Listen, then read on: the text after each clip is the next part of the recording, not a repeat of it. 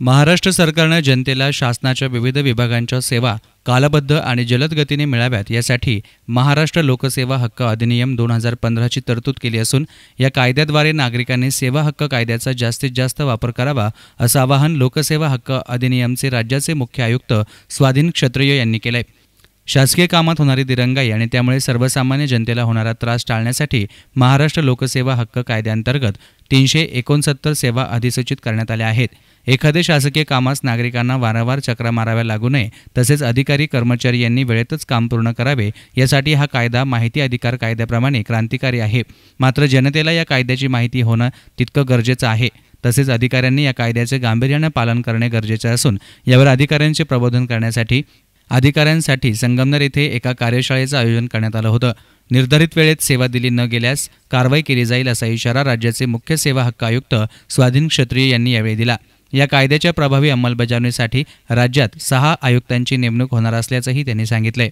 कार्यशाळेस नाशिक विभागीय आयुक्त एकनाथ डवले, जिल्हाधिकारी अनिल कवडे, जिल्हा परिषद मुख्य कार्यकारी अधिकारी रवींद्र बिनवडे, अतिरिक्त जिल्हाधिकारी भानुदास पालवे, पुणे यशोदा संचालिका नरवणे यांच्यासह सर्व क्षेत्रातील अधिकारी उपस्थित होते। लोकसेवा हक्क कायद्याची माहिती सोप्या भाषेत नागरिकांपर्यंत मोहीम मस्तरावर पोहोचवून या कायद्याबाबत जागरूकता निर्माण करावी असं आवाहन क्षत्रिय यांनी केलं। नागरिक आणि अधिकारी यांच्या सहभागातून कायद्याची चांगल्या प्रकारे अंमलबजावणी करता येईल। आपले सरकार वेब पोर्टल तसेच मोबाईल ॲपच्या माध्यमातून ऑनलाईन सेवेचा लाभ घेण्यासाठी जनतेला प्रोत्साहित करावे। नागरिकांना दिली जाणारी सेवा निर्धारित वेळेत दिली नाही तर संबंधितांवर कारवाई केली जाईल। तसेच सेवा नाकारताना योग्य कारण देणे आवश्यक असल्याचंही त्यांनी सांगितलं। आज संगमनेर येथे अहमदनगर जिल्ह्याची कार्यशाळेचं आयोजन करण्यात आलं होतं की आपण आता जो नवीन सेवा हक्क कायदा केलेला आहे राज्यामध्ये तो एक खरोखर क्रांतिकारी असा कायदा आहे। आजपर्यंत आपण लोकांना माहितीचा अधिकार दिला होता, परंतु शासकीय सेवा मिळणं हा तुमचा अधिकार आहे आणि तीसुद्धा कालबद्ध पद्धतीने, पारदर्शक पद्धतीने आणि गतिशील पद्धतीने मिळेल तुम्हाला, याची आता तुम्हाला कायद्यानेच एक अधिकार दिलेला आहे। हा फार मोठा क्रांतिकारी बदल आपण केला आहे। याची माहिती आता सगळ्यांपर्यंत पोहोचवणं हा पहिलं काम आहे आणि ही जबाबदारी माझ्यावरती 1 मार्च 2017 पासून देण्यात आलेली आहे की राज्याचा प्रथम मुख्य आयुक्त या पदावरती माझी नेमणूक झालेली आहे। तर या कार्यशाळेमध्ये आम्ही असा प्रयत्न केला की एकतर कायदा काय आहे त्याचं सादरीकरण झालं, त्याचे ठळक वैशिष्ट्य काय आहेत, अर्जदार कोण असू शकतो, पात्र व्यक्ती कोण आहे, त्यांनी अर्ज कसा करावा, कुठे करावा, किती दिवसामध्ये त्याच्या अर्जावरती आम्ही निर्णय दिला पाहिजे आणि तो निर्णय देत असताना आपल्याला 2 विकल्प असणार की एक तर त्यांनी सेवा दिली पाहिजे, अन्यथा सेवा नामंजूर केली पाहिजे। नामंजूर करत असताना मात्र सबळ कारणं किंवा त्याला म्हणू जस्टिफिकेशन असलं पाहिजे आणि अपीलमध्ये ह्या दोन्ही मुद्द्यांवरती आम्ही लक्ष ठेवणार आहोत की तुम्ही कालबद्ध सेवा दिली होती की नाही आणि जर तुम्ही सेवा नाकारली होती तर त्याला संयुक्तिक आणि सबळ कारणं होती किंवा कसे, असा हा कायदा आहे। कायद्यामध्ये तरतुदी फार स्ट्रॉंग आहेत। जसं उदाहरण मी म्हणालो की या कायद्यामध्ये असं म्हटलेलं आहे की दुसऱ्या कायद्यामध्ये काय म्हटलेलं आहे तरीही या कायद्याच्या तरतुदी ह्या अंतिम आहेत। त्या स्पेसिफिक कलममध्ये म्हटलेलं आहे आपण की notwithstanding anything said under any act the provisions of this act the right to public services act shall be final. इतका जबरदस्त कायदा आपण केलेला आहे।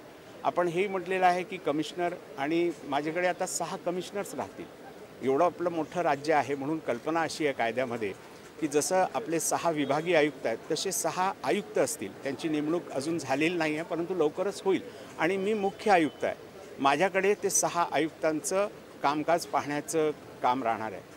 कुठल्या सेवा आपण लोकांना देणार आहोत हे पहिले शासनाला अधिसूचित करावे लागतात। तर आजपर्यंत महाराष्ट्र शासनाने 379 सेवा ह्या अधिसूचित किंवा नोटिफाय केलेल्या आहेत आणि त्या 25 डिपार्टमेंटच्या आहेत। त्यामध्ये प्रामुख्याने महसूल विभाग, ग्रामविकास विभाग, नगरविकास विभाग, पोलीस विभाग, कारण ह्या 4-5 डिपार्टमेंटचा लोकांचा संबंध जवळजवळ दररोजचा असतो, ह्यांचे आहेत।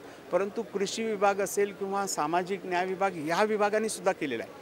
तर माझा पहिला प्रयत्न असा राहणार आहे की 25 विभागांनी केलेल्या आहेत सेवा आपल्या अधिसूचित, त्याचप्रमाणे उर्वरित जे विभाग आहेत ज्यांनी अजून आपल्या सेवा अधिसूचित केलेल्या नाहीत त्यांना मी विनंती करणार आहे की पहिले तुम्ही आपल्या सेवा अधिसूचित करा। तर ही संख्या 380ची सुमारास आज जी आहे ती वाढणार आहे आणि जास्तीत जास्त प्रयत्न आमचा असा राहणार आहे की ज्या काही सेवा शासनातर्फे दिल्या जातात त्या सगळ्या सेवा या कायद्याच्या अंतर्गत यायला पाहिजे, जेणेकरून सगळे कालबद्ध पद्धतीने आपल्याला मिळतील. ह्या सेवा कुठे मिळू शकतात आपल्याला हे जर पाहायचं असेल तर आपण 2-3 माध्यम तयार केलेले आहे की एक तर आपले सरकार नावाचं पोर्टल आहे. आपले सरकार पोर्टलवरती आपण जर गेला तर सेवा हक्क कायदा हा लिंक आपण दिलेला आहे. सेवा हक्क कायद्याचं वेगळंसुद्धा आपण पोर्टल केलेलं आहे आणि मोबाईल ॲपसुद्धा आहे. मोबाईल ॲप तर इतकं सोपं आहे, ते तुम्ही डाउनलोड करू शकता आणि ते विनामूल्य डाउनलोड करू शकता. त्यात आपण बघू शकता कुठल्या खात्याचे कुठल्या सर्व्हिसेस आहे, अर्ज कसा करावा, तुम्ही बटन दाबलं की येईल की अर्ज कसा करावा, त्याच्यासोबत कुठले डॉक्युमेंट्स द्यावे अशी माहिती आहे. तर आपल्या माध्यमातून माझी विनंती आहे, आव्हान आहे सगळ्या लोकांना की याच्याबद्दल माहिती सामान्य नागरिकापर्यंत आपण पोचवावी. त्यांना सांगावं की तुम्हाला हा अधिकार दिलेला आहे आणि त्या अधिकाराचा त्यांनी वापर करायला पाहिजे आणि जर कोणी वापर केल्यानंतर जर त्याला न्याय मिळत नसेल तर त्यांनी आमच्याकडे अपील दाखल करावं. News reporter Nitin Shelke, SN media, Sangamner.